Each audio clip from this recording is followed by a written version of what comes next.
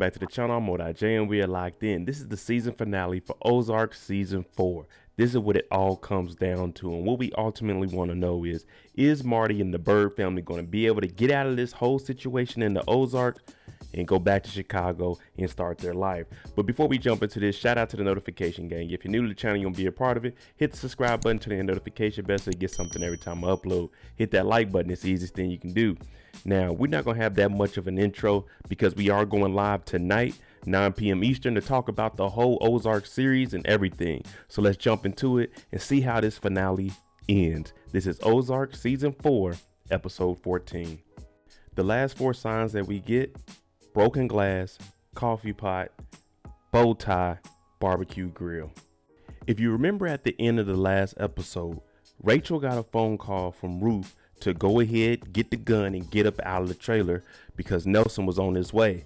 They killed him. And what did they do? We see Ruth at the beginning of this episode. She's coming out of the swimming pool. She just buried Nelson up under the swimming pool, and they're going to put concrete on top of it. Of course, Marty found out that Nelson hasn't been showing up, so he had to come over here and ask Ruth, what have you done? Do you know that this is the worst thing possible? And she's trying to explain that, hey, he killed my cousin. Marty is, oh my goodness. Ruth and Wendy make everything hard for Marty. We know that Wendy has checked herself into the mental hospital that Ben was actually in. And the reason for her to do this is trying to get some sympathy from her kids to make them stay, because she doesn't want them to go back with Grandpa to Carolina. Sign number 1 is the coffee. Now, this is between Camilla and our boy Marty. Marty does mention, we know that we're trying to get rid of Omar so you can take over everything. So they're going to have him randomly transferred. He won't know about it. Now, if he just so happens to come up as an escapee or attempts an escape, then the hit can go down. But Camilla says, I'm not going to do anything. I'm not putting anything in play until she can talk to the feds, because she wants to put a plan in place and documentation that says that she will have immunity when this takes over and she fills in for Navarro. Well, it looks like Wendy's plan is working, because Ruth comes and visit her. And this is after Marty had already told Ruth, listen, if you can't help by keeping the kids here and not letting them go with Grandpa, then I'm going to tell Camilla that you killed her son, Javi. Now, when Ruth is here talking to Wendy, Wendy's acting like she doesn't know what's going on because she doesn't know that Marty talked to her about this.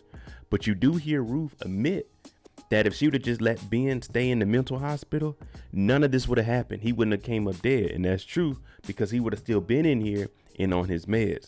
So right now, Ruth has to figure out how she's going to talk to Grandpa to get the kids to stay here so she doesn't get outed on killing Javi.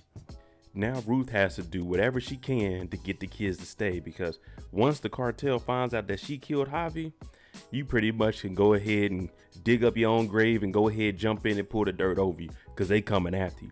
So she grabs her gun and she goes to get some liquor, and she goes over to Grandpa's room at the Lazy O.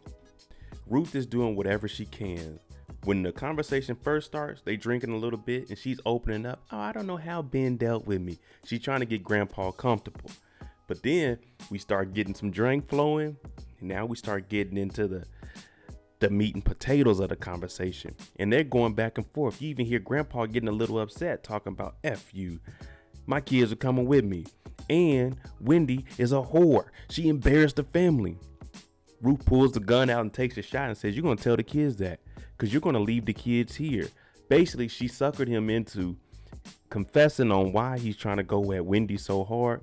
And also, now she's letting the kids stay here. Grandpa's got to tell the kids exactly what he just told Ruth.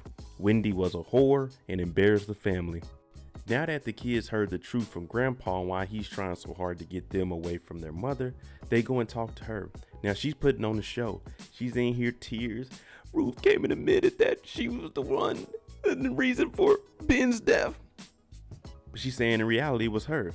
And then she wipes the tears away and says, yeah, I know it's a little bit messed up, but I was mad at your dad. That's why I was keeping Ben around. But we had to get rid of Ben because he was going to get everyone killed. So Wendy, she's in this mental hospital, and this might be the right place, because what we just seen right now and throughout all 4 seasons, she's really bipolar. One minute she goes along with the plan, and the next minute she just changes up. And to turn the tears on and off like that, Wendy is a bad woman. Once the kids come to the realization that Wendy just really wants the best for them and wants them around. They actually check her out of the hospital. Now, if you remember when the season first started, we seen that the family was getting in a car wreck and they were actually talking about them moving from the Ozark back to Chicago. Well, this is where we catch up. The last episode lines up with the first episode, and everything else that happened was all before this wreck.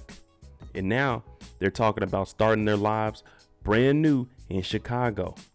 The next sign is the broken glass from the van. Now, this is why you should always wear your seatbelts, people. You see the kids, they got out. Marty got out also. But while they were all talking, this wreck happened because Marty looked in the back seat. Always keep your eyes on the road, hands at 10 and 2. Well, he looked back, and when he looked forward, there was a truck coming in the wrong lane. They swerved over, flipped the whole vehicle. When they get home from this wreck, they took a taxi cab. Now, when you get in a wreck like this, it's going to be a lot of stuff you got to do. Police going to come. They're going to take y'all to the hospital. You got to get everything told. But they took a taxi home. And guess who's here? The priest. And what is he here for? He's here to tell Marty, oh, Navarro wants to talk to you. Nelson has been missing and we need to figure out what we're going to do here.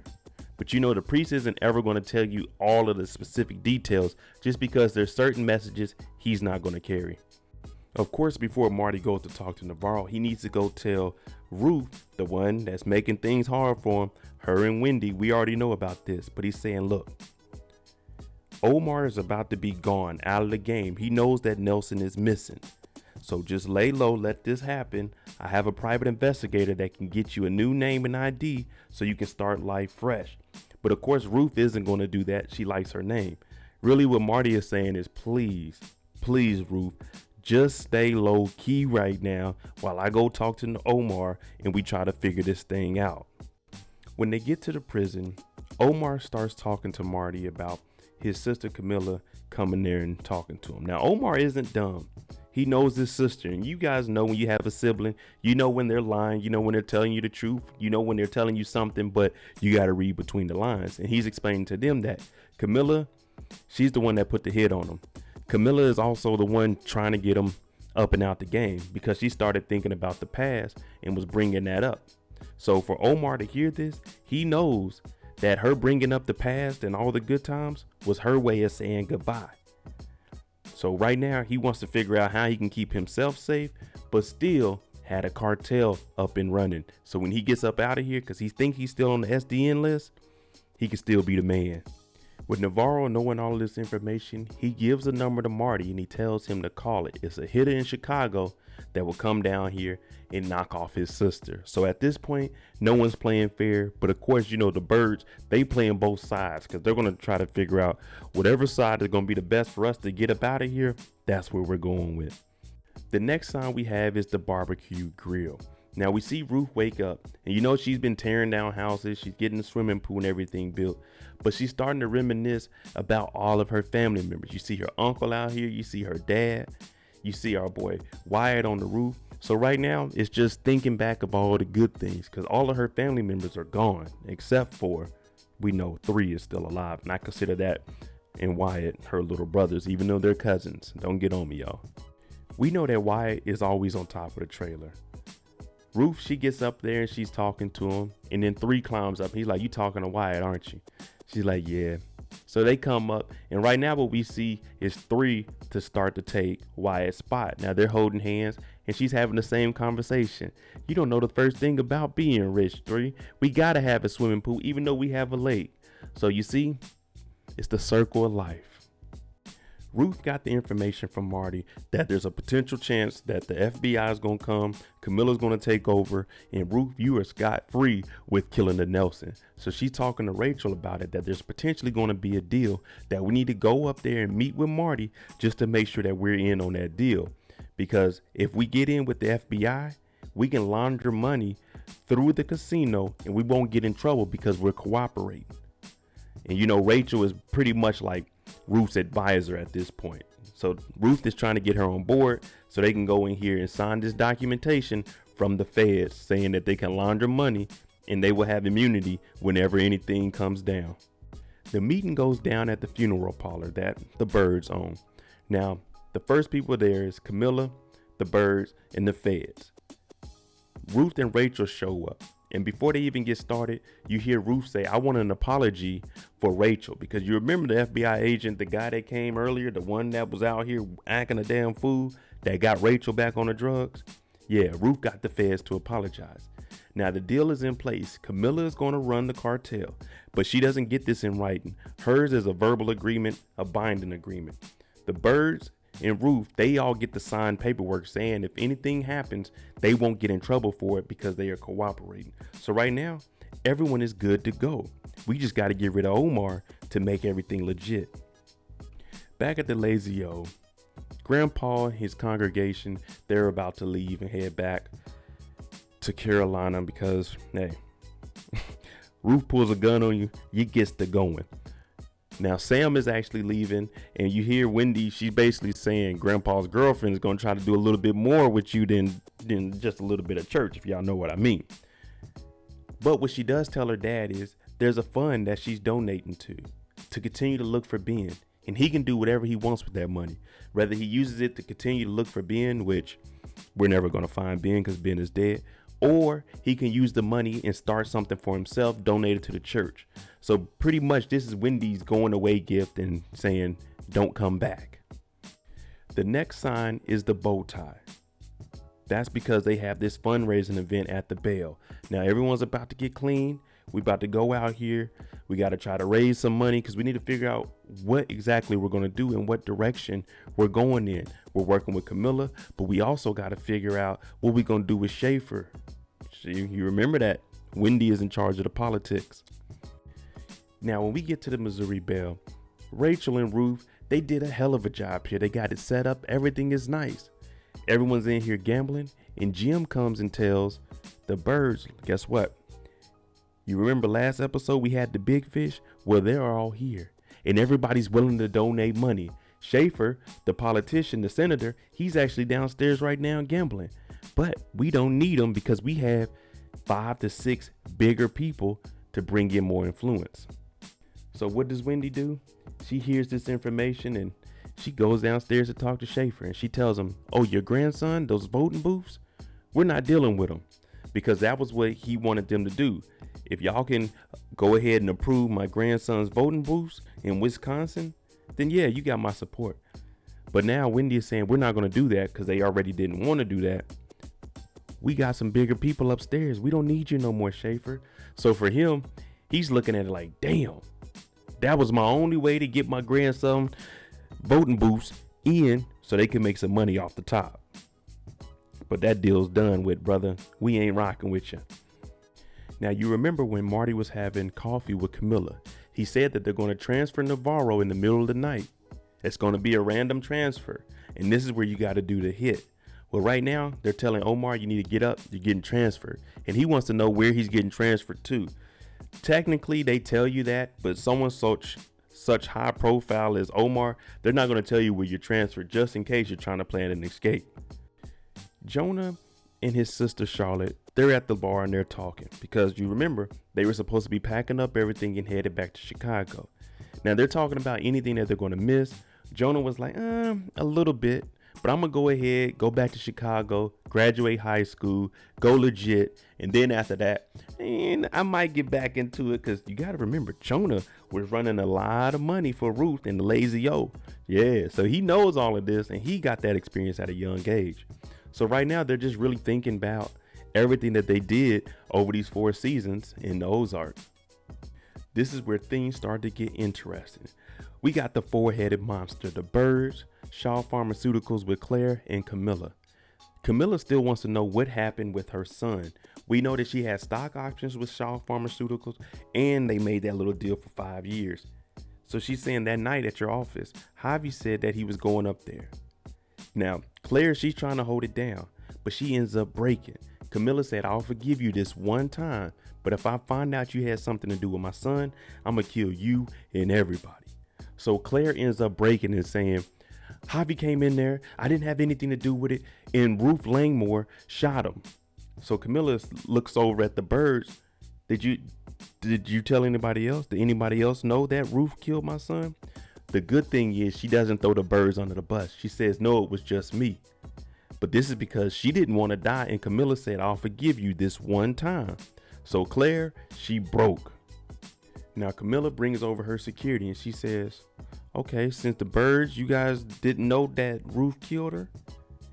If you look over to Ruth, if you communicate with Ruth before I do what I need to do with Ruth, I'm gonna kill you and I'm gonna kill your kids. And she tells her bodyguard, look over there. You see them two kids? If they even look in Ruth's direction, kill them. So now the Byrdes can't do anything to help Ruth. The Byrdes, they go over and they talk. Now you hear Wendy trying to say, we gotta fix this. We gotta save Ruth. Marty's like, man, there's nothing we can do at this point.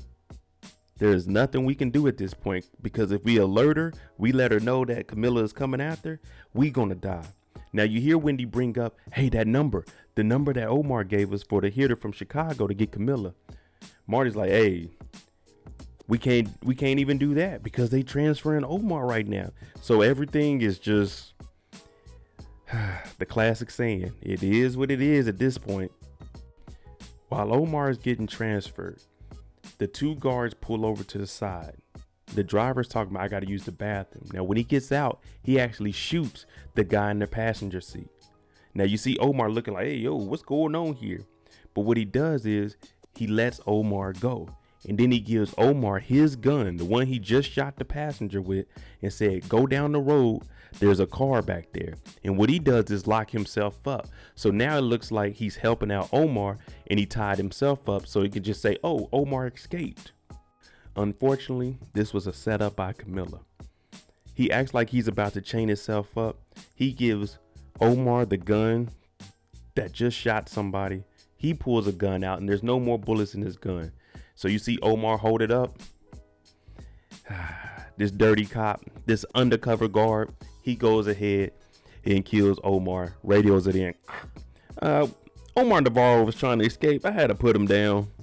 Damn, RIP to a real one. Things are going good at the Missouri bail. We got the fundraisers coming. We just signed a deal with the feds. Ruth tells Rachel, I'm about to go ahead, head home before I get too drunk, and I'm not trying to be around all these people. But when she pulls up to her trailer park, there's already an Escalade sitting here, and it's just running. And when she goes up there to look in, no one's in there. Camilla comes out the woods, and she's looking at Ruth. So you killed my son. And Ruth's like, he killed Wyatt. Your son was a murderer. And you know how Ruth gets. She went from 0 to 100 real quick. Are we gonna do this or what? Are you gonna shoot me? Ruth took that bullet like a G. It laid her out, but she took that bullet to the chest though. Camilla, she's big time. She ain't playing around. She gonna ride for her son. It took her a couple episodes to do it, but she laid Ruth down. The Byrdes had their little speech. They knew that it's potentially the end of Ruth. And when they get home, you see Wendy pouring up a little bit of the wine for them, a little champagne, because we out of here. We going back to Chicago either tomorrow or the day after. But if you look closely, the patio door, the glass is broken out of. When they go outside, because the glass is broke, they see the hardest working PI, Mel, sitting out here with the cookie jar with Ben's remains in it. Now you remember he was supposed to go back to Chicago, but Miller was saying you should do what's right and not do what the Byrdes want you to do. Now he says in this cookie jar, y'all never refilled it with cookies, but there was some teeth remains in here, some bone fragments. So now he found out where Ben is. Ben has been dead this whole time. So he wants to turn in the Byrdes for the death of Ben. So Mel thinks he got the Byrdes right where he wants them. But guess who comes out? Young Jonah with the shotgun. You hear Mel say, I don't know who you Byrdes think you are. Jonah ain't trying to hear that. Mel, you just wrote your own death certificate. All you see is the screen go black. Bacow! Jonah lays him down. So the last thing the Byrdes do is collect the body before they go back to Chicago. And now they own most of the casino. Unless 3's in charge of the share that Ruth had. There you go, the season finale of Ozarks. Let me know, do you think that this season was everything that we've been waiting for? We got 4 total seasons out of this. In the Byrdes family, they had a lot of ups, a lot of downs, but they made this clean exit. So do you think that this was a good way to end the season with Jonah catching his first body? Let me know what you guys think. I'm Modi J. If you like the content on the channel, hit that like button, hit that subscribe button. Make sure you tune in tonight, 9 p.m. Eastern, for the live after show discussion of Ozarks seasons 1 through 4. I'm Modi J. Thanks for watching. I'm out. Jimmy on the beat, boy.